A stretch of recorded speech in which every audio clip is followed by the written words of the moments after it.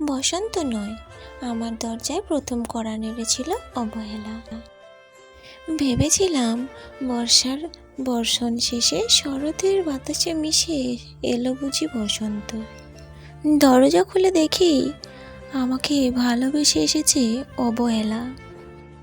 মধ্য দুপুরে তির্যক রোদের মতো আমাকে ধরে ফেলেছিল অবহেলা।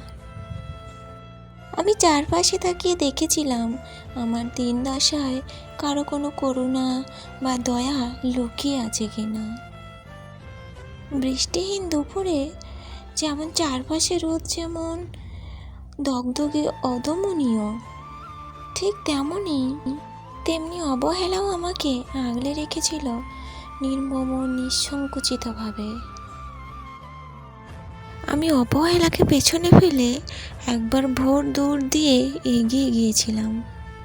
তখন দেখি আমার সামনে কলহাস্যে দাঁড়িয়েছে উপেক্ষার সঙ্গেও একবার কানামাছি খেলে বেরিয়ে গিয়ে হাজির হলাম তোমাদের মনোহর আলোচনা সভায়। কি মিলেছিল?